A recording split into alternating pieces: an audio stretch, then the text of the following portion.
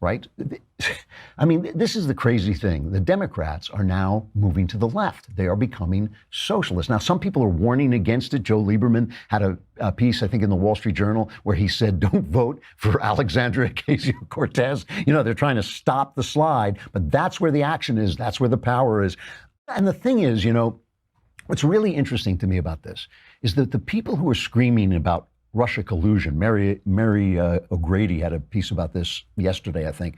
The people who are screaming about Russia collusion, the Democrats, are the same people who have supported the place where Russia is really harming us. Russia isn't harming us with hacking and all this stuff. I mean, they do some damage, but come on, that's not what really affects our elections. They're not really very powerful. Russia's not really very powerful in Europe. But the one place where you can still see a lot of Russian influence is in Central and South America. And there they have been very destructive. Usually they work through Cuba. And Remember how the left was cheering when Obama went to Cuba? Oh, how wonderful. Barbara Walters went over and said, Fidel Castro, what a love. You know, one of the reporters, the lefty reporters, was sleeping with Castro. I mean, this guy has a worse record of locking up journalists and locking up dissidents than even Putin has. And Putin's record is bad, but Putin is supporting Castro's efforts in South America and Central America. We know what's happening with Venezuela.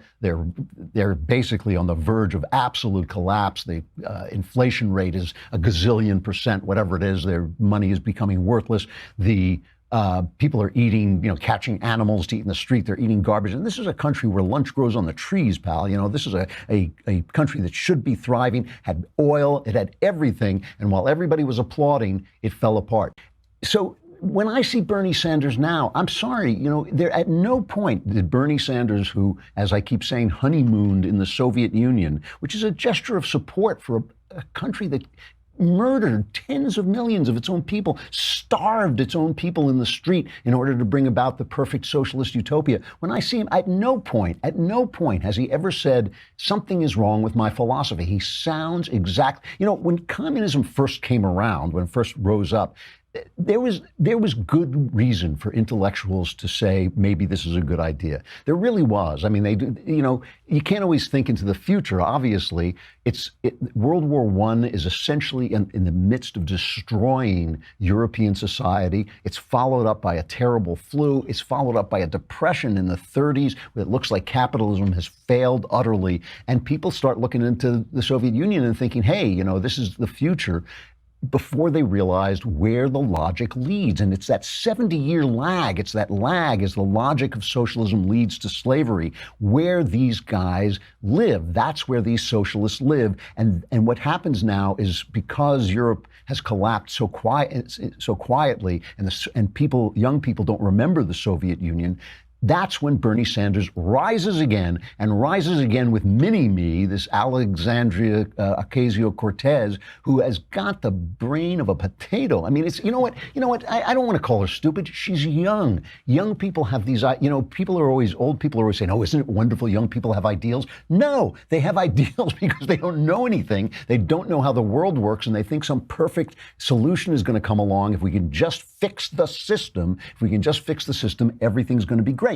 Then you get a little older and you say, oh, I get it. It's people. It's a mess. We have to do the best we can. The best we can do is freedom, because it preserves human dignity. It moves people to creativity. It gives them their best life, their best economy. That's the best we can do, even though freedom is filled with dangers and problems and troubles and inequality. It's the best we can do because it is the best thing for humankind. So this is, when I look at Bernie and Alexandria, am I getting your name right? Alexandria, right? When I look at the two of them, I just see people rising. I see the tools of ignorance. I see people rising up when people don't remember what socialism does. And here they are being interviewed as they go about trying to turn red Kansas, as Alexandria said, they're trying to turn it red. But she was right. Everybody laughed at her because red means Republican, but she's right. She's trying to turn it red.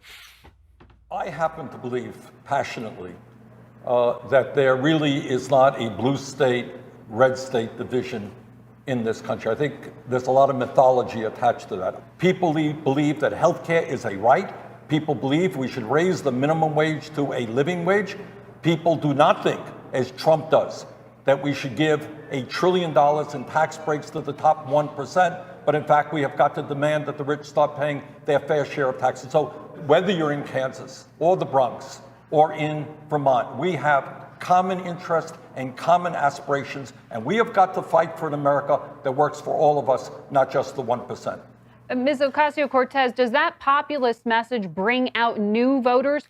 It absolutely does bring up new voters. And in fact, we found this here in New York.